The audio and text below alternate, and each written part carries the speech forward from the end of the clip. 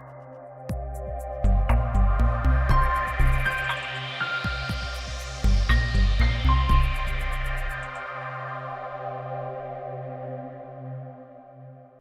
my name is Jordash, the founder of People360, a specialist healthcare recruitment agency bridging international healthcare talents into Singapore.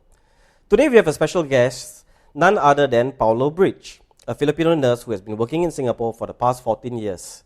He's also a YouTube sensation with his own channel, Paulo Breech, engaging and educating international nurses. During this interview, we hope to get behind the lenses of a foreign nurse working in Singapore, unraveling his journey. Hey, Paulo, how are you doing? Hi, good morning. Here, Judas. So, yes, my name is Paulo Breech, your Pinoy nurse here in Singapore. I'm really glad to have you here today with us to share your also. journey. Thank you for I think I met you in 2022 when I came across your YouTube channel. Mm-hmm. You know, the first thing I found was, this guy is so entertaining, right? And at the same time, I think it was what caught my eye was that you were educating content for international nurses, and I really saw the value in that because I'm a recruitment agency. I was like interested, like how can I collaborate with Paulo, right? And also understand like why are you doing this, right? So like how's your YouTube channel coming along? Now I post less, so definitely later I'll tell you what's the reason why I post less. But I'm still receiving some comments, I mean asking how to work in Singapore, how to become a nurse. So yes, so having said that, that's the reason why sometimes I will still give them new ideas, good other infos. But what motivated you to start this YouTube channel? What motivates me? I mean, if I'll try to remind, during COVID, actually it's during COVID, because COVID time, what to do? I mean, like, I'm working, go to hospital, and after that, go home, you're stuck at home. So I've decided to do this YouTube. And also, since I like to talk, I like to share my info. So that's the reason why I started this YouTube content. I see. Come, let's get into the interesting stuff. So, what made you choose nursing? Like, Paulo, why did you join nursing and not banking? Of course, the banking. Banking, I'm not good in maths. I mean, okay, so basically, I don't like being a nurse. Actually, I wanted to be an accountant, but my maths is not so good, and I wanted to be an architect, but I don't know how to, how to draw. So I ended up, my parents choose this course for me. So the reason being is because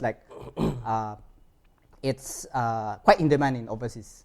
I mean, Filipinos, we wanted to go US to become a nurse. So yes, I grabbed the job. Okay, I just started the course. Then eventually, I started to love nursing. Whenever I see my patient, appreciate what I'm doing. And I think that's the reason why I managed to stay in nursing career. Because it's really nice to see, if you see them, if they improve, and if you see them, they appreciate what you're doing to them. So your parents chose nursing for you, not you? Yeah, not me, totally not me. I'm just being honest, it's not me. So we must thank your parents, huh? Yeah, thankful. Thank you. So how many years were you working in Philippines before you started to explore to go abroad? How many years? Not even years, months. After my graduation, I managed to get my license as a nurse in Philippines. Then that time, 14 years ago, the demand of nurses in Singapore in Philippines, it's quite a lot. To the point that we need to pay the hospital to have an experience. Wow. So that's what we call volunteer nurse. Okay. Because we cannot go overseas if we don't have experience. So so I cannot tahan. I cannot tolerate this thing. For 6 months, I'm working for this institution and I'm paying them. So my mom told me just try to go overseas. So I have cousin here in Singapore at that time, so I tried. Was it expensive to study nursing in Philippines? Because of the high demand? Not that. It's not that expensive, though. It's not that expensive, but it's quite demand. The course is demand because of what I said earlier. We all wanted to go US, something like that. So So nursing is a passport to go abroad. And that is why a lot of Filipinos are doing nursing, because it's a passport to go abroad. Yes. Okay. Yeah. I see. What motivated you to leave Philippines? Yeah, like my driving force, like what I said, like since I'm do the volunteering nurse, I'm not earning at all, zero. So I need money since I graduated already. So I need to support my family, parents. So that's the reason why I decided to go Singapore. And luckily, my cousin is here. Okay. I had a place to stay while I'm trying to find a job lah. Oh, that's nice of her. Yeah. Is she still in Singapore? Oh no, she migrated in Canada. Ah. So I'm now no. So I'm the only one here. Okay, that's good. That's good. Yeah. Okay, interesting. Yeah. So tell me, like, you have been in Singapore for the past 14 years now, right, Paulo? Right. Like, since arriving into Singapore, I understand that you have climbed up the career ladder very well. Like, you started off as a HCA, and then you became a staff nurse, enrolled nurse, and then a staff nurse now. And in fact, what is so inspiring about your journey is that you are even being sponsored to do your advanced diploma now. So, like, could you just share with us how did you achieve this success? Like, since coming, did you ever imagine that one day you're going to be here? Actually, since I started working in Singapore, it's my goal already to climb up, because I know myself that I cannot be stagnant in this position like nursing aide, because I know I'm a nurse. I need to climb up. So I'm quite grateful that I'm not saying that I'm already on the peak of my career, but I'm quite grateful that somehow I have this already. I'm in this position already lah. But to tell you honestly, to get this position, I mean, for me to have like 14 years, right? It's really requires you resilience lah, patience, because sometimes it will take time before you will get the next level. So I think that's it lah. It's interesting because when we bring nurses from Philippines, and sometimes they do not meet the criteria of becoming an enrolled nurse or a staff nurse in Singapore, we sometimes bring them in and hire them as nursing aides, right? And they have degrees in their home countries, right? They completed their bachelor's in science.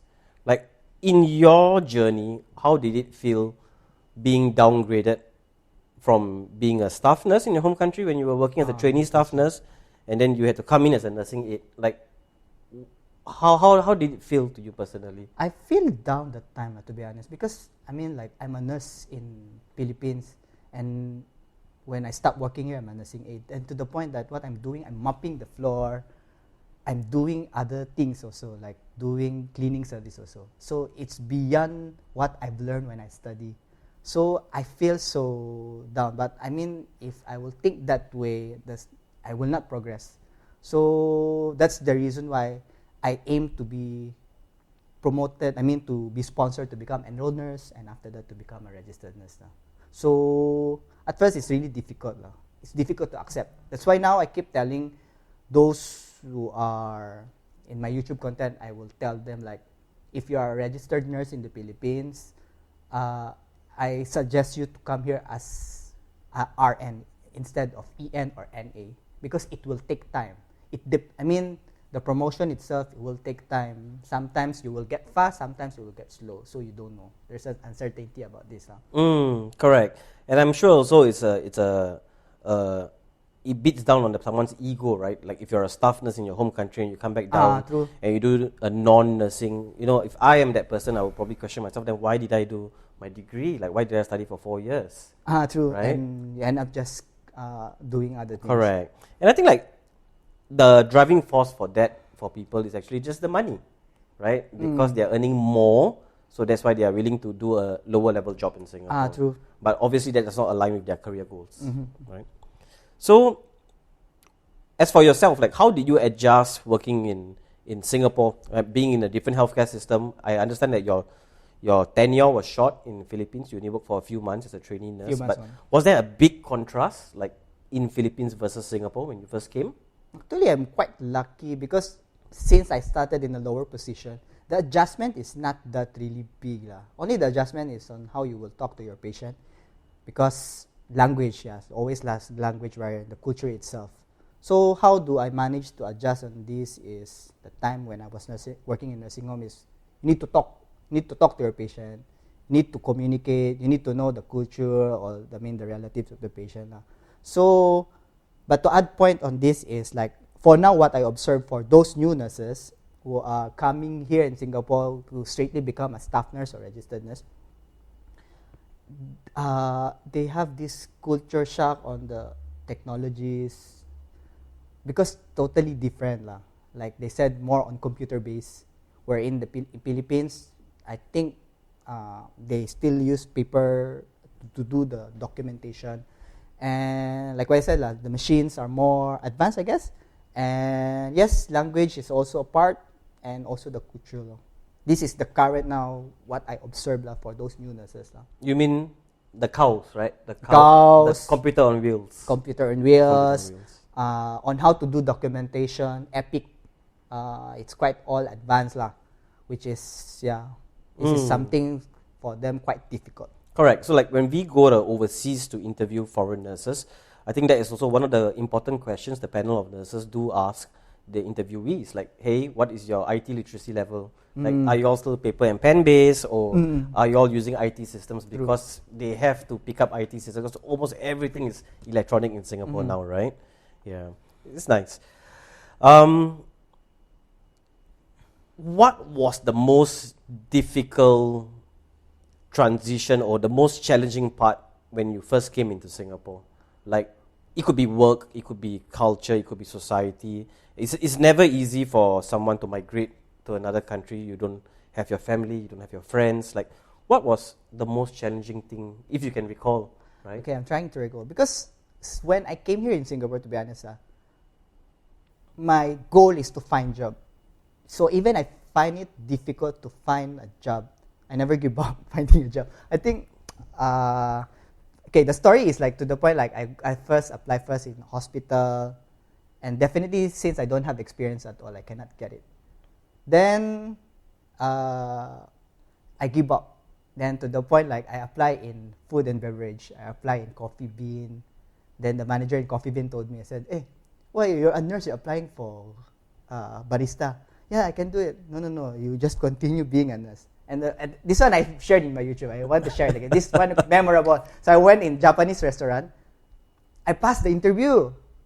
So okay, you go to this restaurant. I can have in Clarke. So I go in Clarke, Japanese restaurant.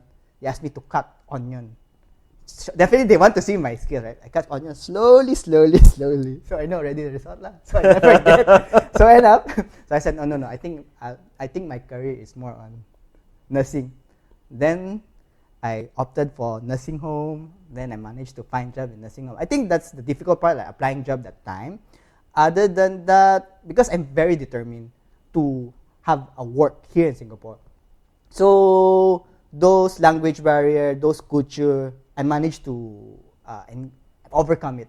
And also having said that, if you talk about homesick, like if I miss Philippines, I have my cousin here, and I'm single, like.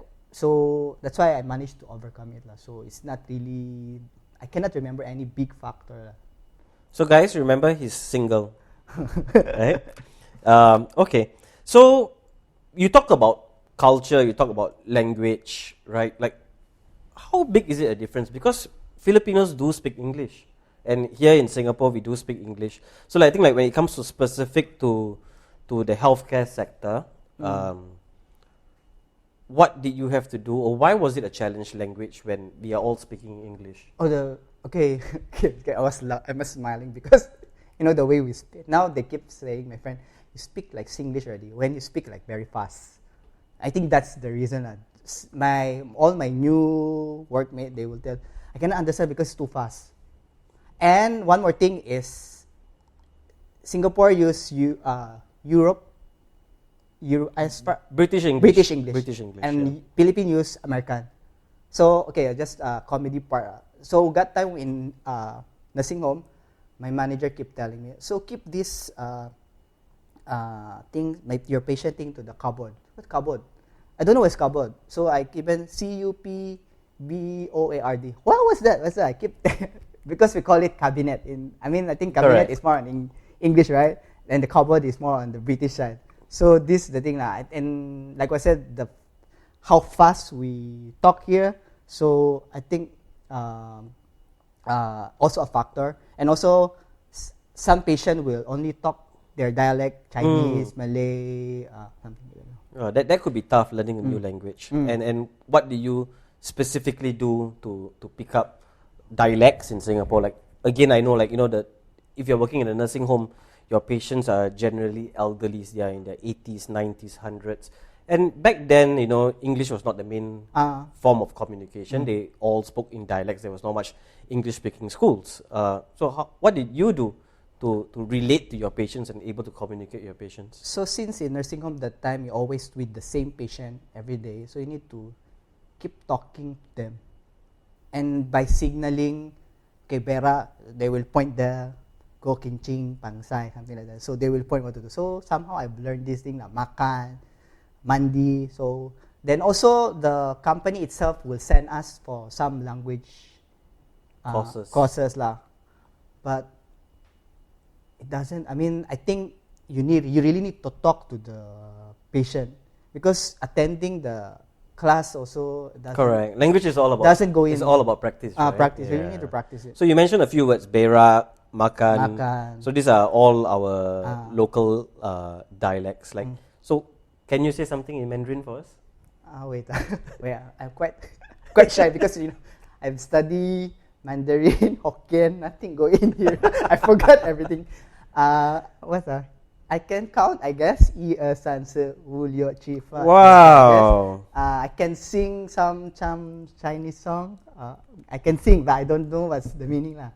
And in Malay, can you count 1 to 5? 1 to 5. 1, 2, 3, 4, 5. I think my Malay is much better. Because it's quite similar to Tagalog, right? It's quite similar to Tagalog. It's quite similar. Picked up any Tamil? No. No, okay. But Malay is, I quite can catch up very fast. Correct. Even for myself, when I go to the Philippines, when I see people speaking Tagalog, you kind of capture a few similar words, right? Yeah. So I think it's easy to pick up Malay for Filipino nurses. So Paulo, tell me, like, what are some of the key factors that help you advance in your career? Like, it could be environment, it could be a mentor, or it could even be an individual trait that you had that helped you spur your career to where it is now. Career, okay. I think like what I said, it's like resilience, patience, and have a positive thinking lah. So even like, because if it downs you, like example, you never get this promotion. If it lets you downs you, then you will never progress lah. One of my Ep.1 told me like, the resilience thing that she keep telling, like I'm like that lah.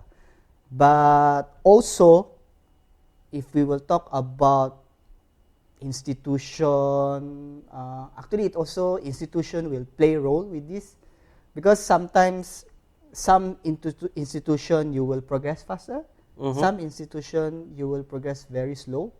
So it really depends on your goal. If the timeline is, if it reach already your timeline, okay, I never get this.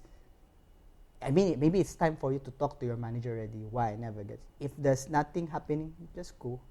I think that's my advice, maybe, but it depends. It's case to case basis lah. It doesn't mean like it works for me, it will work for them. So correct. Yeah. So I think at the end of the day, there are two important parts, right? Like, one is the individual has to care for their own career, not the company, right? And I think then again, aligning your goals, your values, your aspirations with your managers is important, bringing that up, right? So that the manager understands how you feel, right? Then he can chart your career for you, can tell you where are your shortcomings, true. right? The other part is also very important, is having a supportive environment, having a supportive manager, having a supportive institution that values career pathways, that values training and development, that coaches, mentors your staff to achieve better outcomes. Were there any specific mentors or key figures that you admire or you look up to, or was someone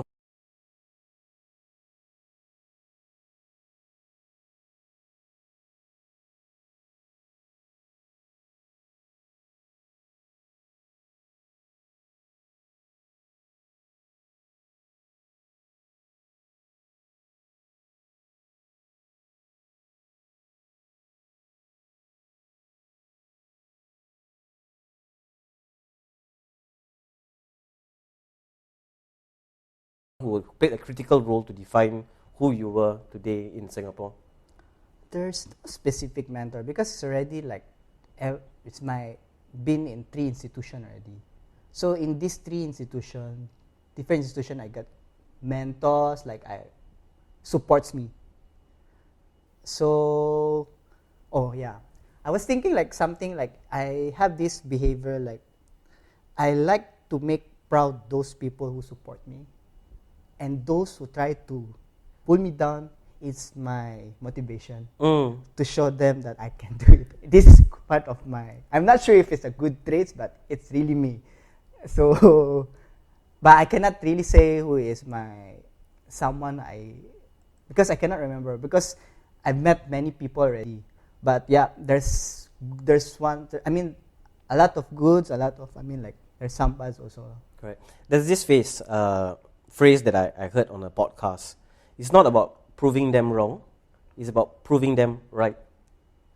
Okay. Right. So I think that's the trait that you have. It's like you want to prove them right. Like you want to prove yourself right. That I am right, not wrong, not proving you wrong instead. I think it's a good way to. Yeah. It's better to address that way, lah. True. Okay. So 14 years in Singapore. Tell me, what do you enjoy most? Like it's been 14 years. Like what is one thing you enjoy about Singapore most? What's one thing I enjoy? After I've listed, I think the efficiency here, quite fast. I like how organized. I mean, if I compare, sorry, I compare to Philippines lah. I mean, like whenever I like this one, I enjoy efficiency, how safe it is, and the culture. I met many different. I've learned a lot of different culture. I mean, like because in Singapore it's different cultures. So I managed to understand. Like example, I've attended those Chinese wedding, Muslim wedding, all that. I managed to. Correct. You get to embrace different cultures. Yeah. So along the way also, the people I met that's what I enjoy. Okay. With these 14 years So it's the people, it's the culture that fills your cup. Mm-hmm. Good. You talk about efficiency. Obviously, we all know that efficiency comes with a cost, right? And I think even for me, myself, as a Singaporean, right, and I think it's a common issue that everyone is facing. Like, how do we manage this high cost of living, right? Transportation is expensive, owning a car is expensive, rental is expensive, right? And this is a challenge for many of us, including you as a foreigner. Like, what are some things that you do on your end to manage the cost of living in Singapore as a foreigner? Okay, I'm smiling because I'm not sure if I'm managing well my finances. Okay, anyways, I have this friend like keep telling me like, if your salary increase, don't increase your lifestyle. So, I mean, example like if you're earning more, just maintain the lifestyle that you have so you can save more. This saying doesn't fit to me. But anyways, how I manage? Okay, of course, you need to know what is priority for what you will spend. And also, saying that Singapore expensive, I think if you will eat in hawker center, should be okay. If you do like cooking with your housemates, I mean for foreigners, this will save their money. And what else? My tips is like, if they manage to find a hospital, if it's quite nearby, I mean find a house that nearby to your workplace so you can just walk. These are the tips But one more thing, I'm quite fan of insurance and all this retirement. I think that's my saving because I like to force save. Whenever I see money in my bank, it will be money in the bank is money spent, right? So I rather do this force saving. That's why I cannot withdraw it. So this is my style of. So you have got some savings plans with the banks and the insurance that takes off your monthly salary as a forced saving. A forced saving, which is I cannot get it. Is this in Singapore or is it a product of Philippines? Singapore. a product of Singapore. That's a lot. I got my friends keep telling me keep buying policies here to the point that I have this one.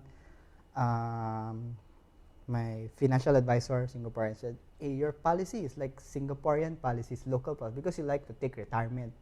Because I like to take all of these things. This is how I save lah. But to address on how I overcome is like what I said lah. It depends on you should know your priority, and you shouldn't. If you must have a goal lah. But I'm not I'm not a best person to advise on the financial, because I find it my finance also is not so good now. I mean, okay, I'm enjoying my life, but not to the point that I'm trying to try to save so much. Correct. I think it's interesting because many foreign workers, to them, savings means sending money back home. True. They give it to their family members to keep it. But obviously, we are much more financially literate now. We also are trying to beat the inflation system, right? Like sending money and putting it in the bank, your money depreciates over time. And I think I like your idea of investing your money into insurance, because then you get a certain percentage, your money is growing over time rather than just keeping it in the bank. And also, like nowadays with insurance products, there's savings, there's also gives you health coverages, right? Riders, and these are things that's important. But I would also feel then, like that person needs to have a long-term view, and that person probably wants to work in Singapore for a long time for him to buy these kind of products. But if he's looking at Singapore as a stepping stone, then he's not going to explore all of these products. It really depends on what they are aiming for.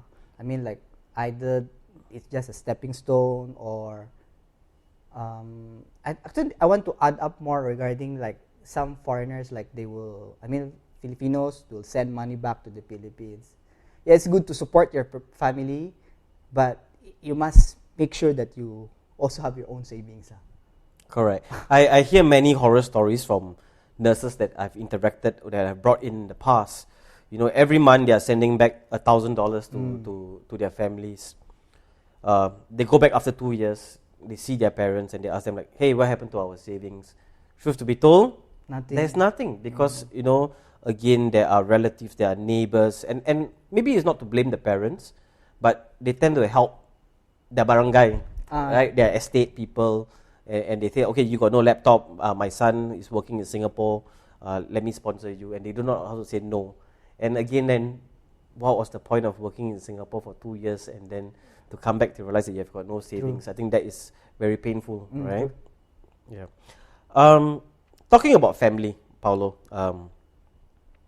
living away from family is always difficult, right? That's where your bonds, your kinships are with your siblings.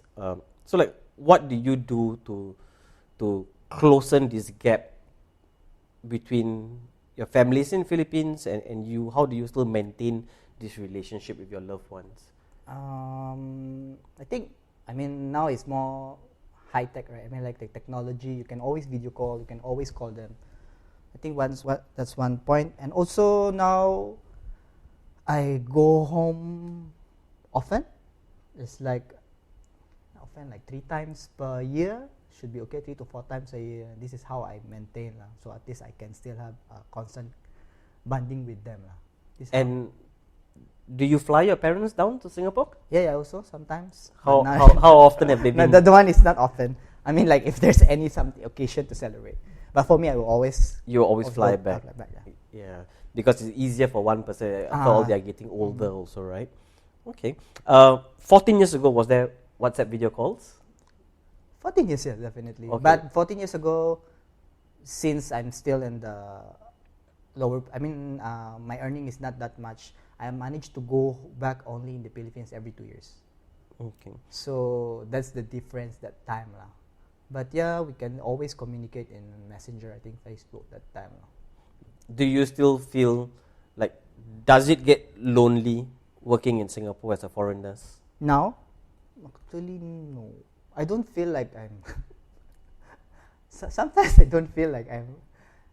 Some of my local friends will tell me, "You're like local already, the way you think and everything." So, I consider it's like my home already, second home already. Like sometimes if I go back Philippines, to be honest, like I want to go back here already because I feel irritated with everything, like very slow.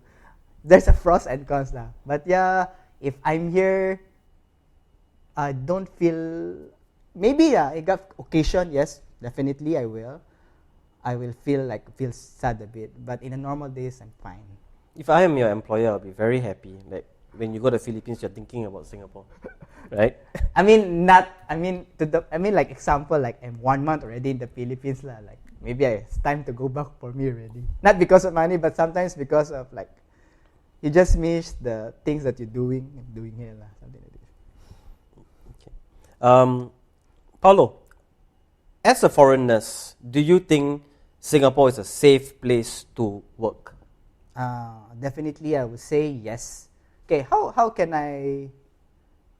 In a way, like during COVID time, we are very supported by government. We can use, those the PPEs, mask, gown. We always have enough stock. We always have a lot of pile of stocks and everything. When I saw the videos in America and everything, they're using the plastic one. Oh my! That's like I was like, wow! I'm so proud. Like, hey, here, we're all protected. They give all the vaccine. When that time we're the first one who get the vaccine because I'm frontliners also. I'm taking care of those who got COVID positive. Then one more thing I think it's like I feel safe lah, working as a foreign. And is that a consideration for? I mean, we know nursing. There are more females in the profession than males, right? Is that something like a overseas female nurse considers when she comes to, or when she's choosing a country to go and work, like safety apart from just the money, like among your female colleagues? Definitely, Singapore is safety for female. I mean, Singapore is known to be safe country. So yeah, I think it should be okay. There's no issue at all here. But now it's more on safety in a way, like safety for those harassment thing. Is it? Now the hospital itself also protects the healthcare workers for all of these the harassments, abuse, abused by your patient abuse you or the relatives of the patient abuse you. Correct. So I think MOH, talking about harassment, what happened was that MOH or the government came up with a zero tolerance healthcare abuse, or what was it called? Zero tolerance against abuse and harassment of healthcare workers, right? Like, and I think that is something that is quite common. And that's why there's a campaign on this, educating the member of publics, also educating nurses of their rights, right? Of what to accept and not what not to accept. Like during your course of work, Paulo, did you face any abuse from patients, family members? Yeah, definitely yes. But one memorable is when I was in nursing home. But if I'm trying to understand now, since I'm more matured enough already, maybe this person is acting like this because this person loves his father very much. So that is the positive way on how I will see it lah. But I managed to encounter a verbal abuse to the point like, you go back to your own country, they will tell me this. But for me being, because usually I will answer back also. I said, you complain lah. And so I would just tell like this lah. But yeah, I managed to experience all this verbal abuse. But now it's getting lesser and lesser. It depends also on how you approach your patient's relative and the patient. If you really know how, I'm not saying those who encounter this don't know how to interact with them. But sometimes also, I guess, it really depends on how you will talk to them. I think it's the factor like you must understand then why this person is acting like this. But yes, maybe some patient or relatives are really to the other level already to the point that we cannot do this approach. Correct. So I think it's important to understand first before trying to be understood. right? And when it comes to patient abuse or patient abuse to nurses or family members towards nurses, like you have to report this to your superiors, I'm guessing. And is it safe? Like when an incident like this happens, is it safe? Do you feel it's safe for you to bring it up and raise it to your supervisors about this, or will you feel afraid? Maybe I'll relate it with one of my colleagues. At first, this person didn't manage to report because maybe she feels shy about this abuse, what happened. I won't mention. So I'm not sure what she's thinking. But actually, it depends on your manager on how approachable they are, I guess. If you think your superior is approachable in a way that will support you, definitely they will report it. But if the manager is something like will scold you instead, then they will just cover up. Correct. But I think with all of this campaign, it's really helpful. Now I notice majority are more vocal now, telling this that, if example they experience it, and we will do some investigation for it. With all of these initiatives that Singapore and the government and the hospitals are doing for the healthcare profession, then why are people still leaving Singapore? Why? There's a lot of why leaving. There's a lot of factors why. You should know why. You are with nurses. You mean every day. International nurses? International nurses. Like, why are they leaving Singapore and like exploring other opportunities when we look after healthcare workers so well? Sometimes it depends on when they come here, they already have a goal that this is the stepping stone only. So this one factor, even how good what they are doing already, if they already have the goal to go to other overseas, then they will just leave. But some, like my friends, they really want to stay here, but the thing is they cannot get the PR, permanent residency. So end up they still move. Also, they said like the work-life balance, I guess.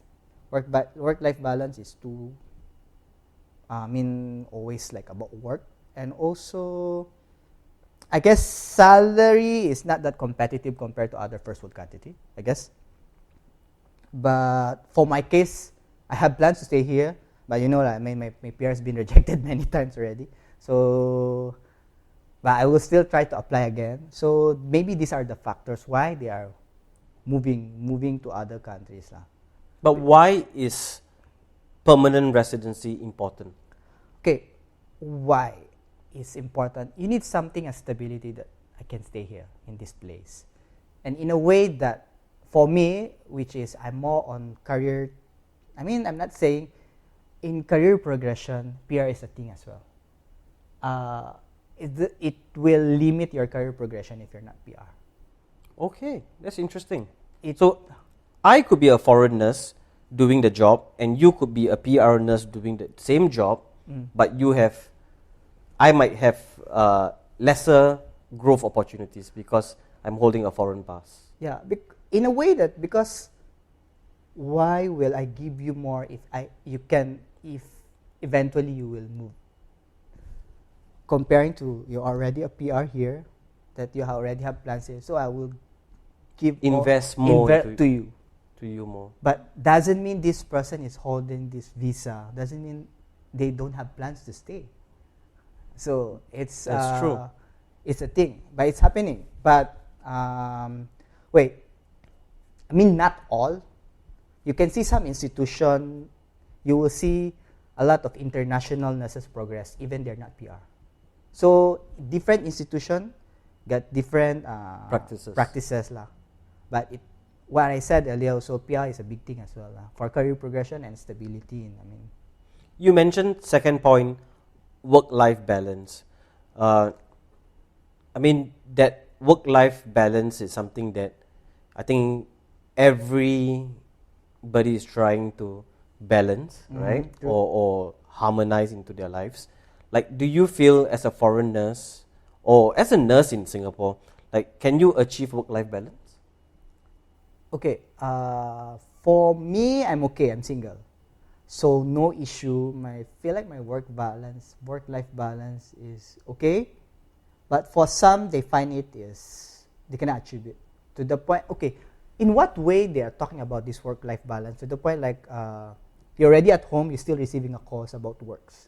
So this is maybe the reason, which is they are comparing like those who are in other countries like Australia. The work is like the ratio of the patient, like one nurse four patients, something like this. If you compare to working here in Singapore, but now I'm not saying the ratio is like that. They are trying. They are really trying their best to improve the ratio, lah. So it's still developing about this, but hopefully we'll get more better. Okay. I think when we talk about work-life balance, and you mentioned like home, right? I think one thing is important is also being present. Like if you're at work, be present. If you're at home, then be present at home. But a lot of us, we go home, we tend to open our emails and start checking. And then you lose your presentness and then you feel overwhelmed, you feel burned out. I think over the past 14 years, you have seen the sector transform, right? It's almost over a decade. And especially after COVID, there were a lot of initiatives that the government rolled out to better attract talents, right? And also to retain them into the sector. Government introduced this scheme called the Angel Scheme, right? Hoping to increase longevity of nurses in our system. Like, what are your thoughts as a foreigner when you first heard about Angel Scheme? Like, what was the initial? Did you get excited? And do you think that these schemes will then achieve this purpose of retaining the nurses in the system? If your value is money, then it will retain. If your value is getting, because some will say like, yeah, you work for money. So if this is your value, like, okay, to get this, then might probably will stay. But it's not always about money. It's not always about, okay, I get this 20K bucks after 4 years. But how about the environment? Your managers, how they treat you, how they talk to you, or maybe the workload also. Okay, you work so hard like a cow, but after 4 years you will get this. So to say that if it will retain the nurse, I am not sure about it. But yes, it will help. But there's a lot of factors on how to retain the nurses, which is they need to address that as well. But it's somehow also I'm looking forward for that. But for me, I'm not part of it because I used to work in private hospital, so my length of year of service is not counted yet. So I need to add up more years. Okay, so you still can qualify for this scheme, but you need to add get more years in this government sector. Okay. But it's a good initiation, this Angel Scheme. But to tell, they should address other factors as well. It's not always, for me, it's not always about money, I guess. What is the scheme? 100,000 total 100,000. I think it's total 100K you'll get, but you will get pay every 4 years. Every 4 years you will get 20K, something like that. Every 4 to 5 years. So that makes up to about 5,000 a year. Something like and if you divide it by 12, that gives you about $600 a month.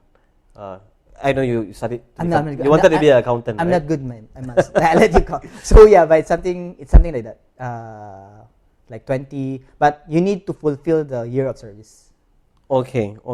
Yeah. So some people, if they don't understand how it works, then later on they will expect that after 4 years they will get ready. But correct. I think it sure helps, right? But it is not a significant amount. Neither is it the main contributing factor, like you said, right? There are still other things like your colleagues, your environment, your culture, your work life. And if you are a free-spirited person who likes adventure, right? Like no amount of money can keep you here. And that's what a nurse told me when she went to New Zealand.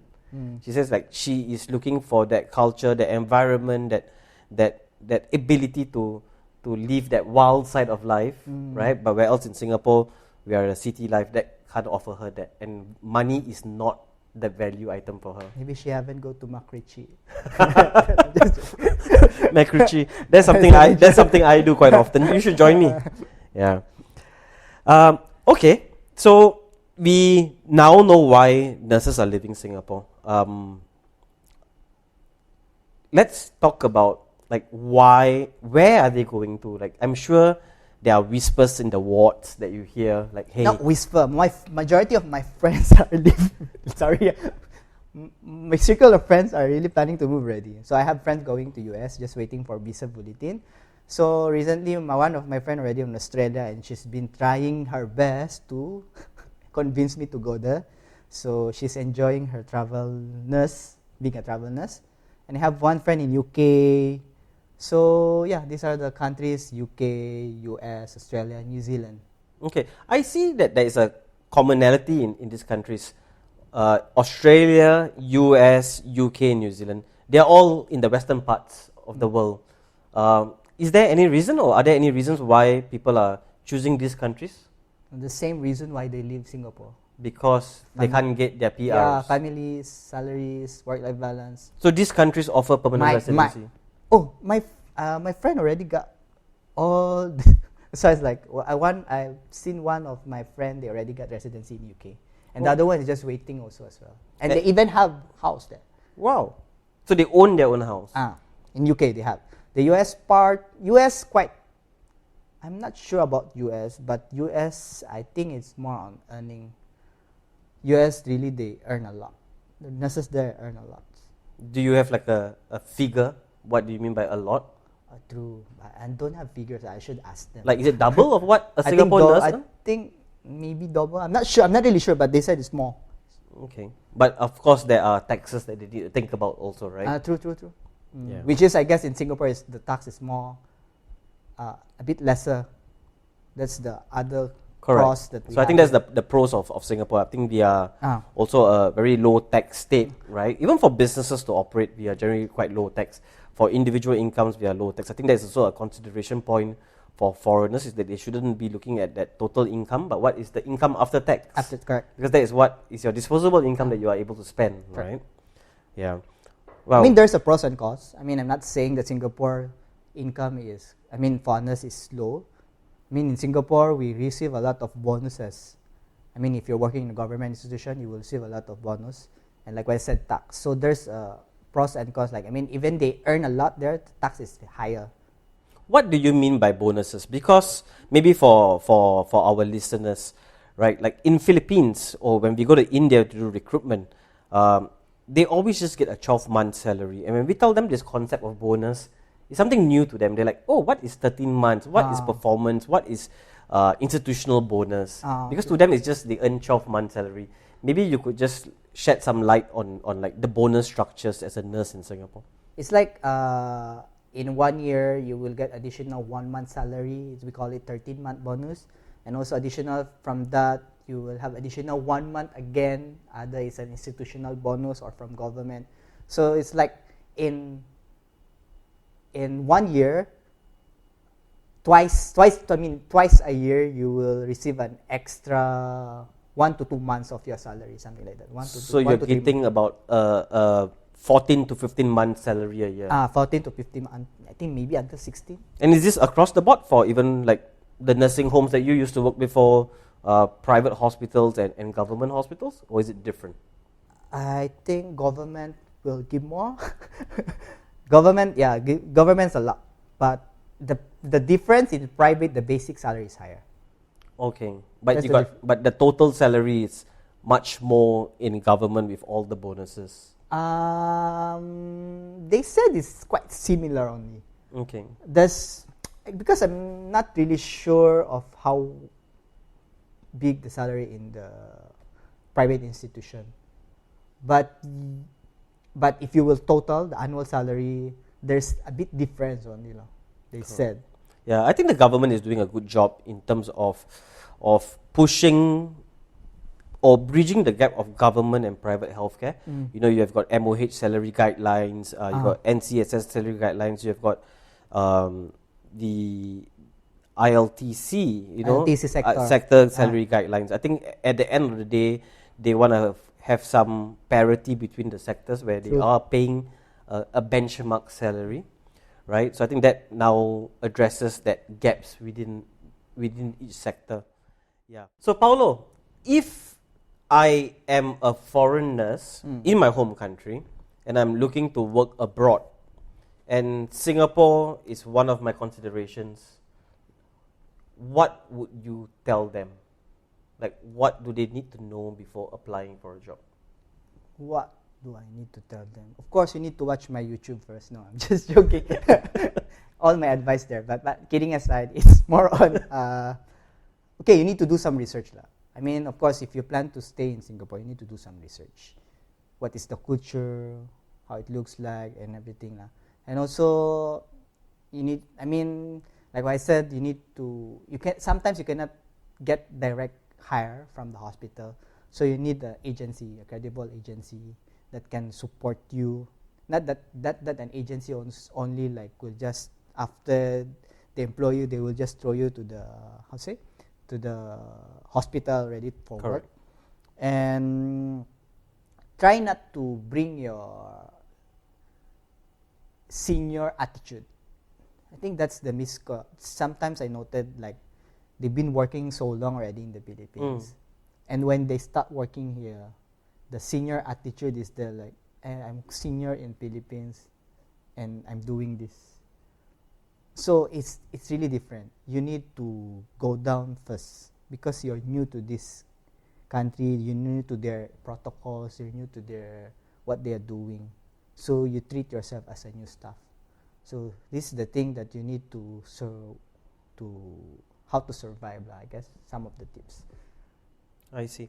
So what is important is to research about Singapore, the culture. I think there are, apart from Paulo Breech YouTube channel, there's a lot of YouTubes, there's a lot of content, there's a lot of educational sites about Singapore, right? Like who we are, what is our culture, the food that we eat, the languages that we speak, right? And as a recruitment agency, I think that is also something that we do for our applicants. We give them informational guides, right, to make them know about Singapore first before applying. Right. Because the last thing you want to do is a nurse applying to Singapore thinking that this is Australia, right? And I think, again, Singapore is quite unique because we are multiracial. We get 4 different races. We speak a common language, but we all have our dialects. But coming from example, right? Like if you are from Philippines, Filipinos are the predominant race. You hardly see other races there, right? But where else in Singapore, you get to mix around with multi-races, and I think that is something that people shouldn't be culture shocked that they will not be the predominant race again, right? Like they come here, they might be the minority, right? And that could be said for any of our regional countries because we are quite unique. Next thing is that you mentioned using a reputable recruitment agency, and then what was the last thing again? Oh, okay. Talking about your experience, right? The experience, your experience from your home country, and I think we also get that quite often, that feedback from the hospitals, right? That hey, the nurse, yes, that was part of the qualifying criteria that she needed to have 3-4 years to be eligible, but she comes in as a senior. She brings in that senior attitude into the ward, and she's not willing to learn from her juniors, right? And sometimes a lot of them are maybe slightly older, and they have to take instructions from younger nurses who are in Singapore, and it also will be a ego issue or an attitude issue that they just cannot accept. Yeah. And I think that is going to be tough if you're going to be working in a interdisciplinary team, right? Correct. And that's the last thing you want to do because patient care is number one. Important. It's number one. So yeah. So thank you for these advices, right? Of course, again, there's a lot of web material. I think even Paulo has created a lot of educational content about the do's, the don'ts, the why work in Singapore, and all of this. Let's just close up. soon. It's been a long chat that we had, right? Like, if you could have one wish, Paulo, as a foreign nurse working in Singapore, like, what would it be? Like, if you had no restrictions, you had your one wish for foreign nurses. One wish for them. Or for yourself. For myself, one wish. You have a PR. What? I was thinking what one wish I should get.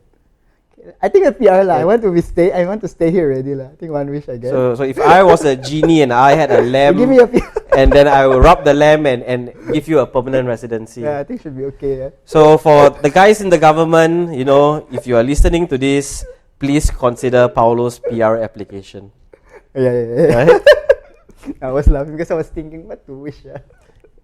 So with this, I would like to thank you, Paulo, for joining us today. I think you really gave a lot of insights, right? I think for aspiring nurses who are here in Singapore or aspiring nurses who are looking to come into Singapore, I think this really will be helpful for them to watch, to also get behind the lenses of a real life Filipino nurse who has succeeded in his journey from being a nursing aide, stepping down even though he had a degree, being resilient to overcome these struggles, and now, very successful, very assimilated into the Singapore culture.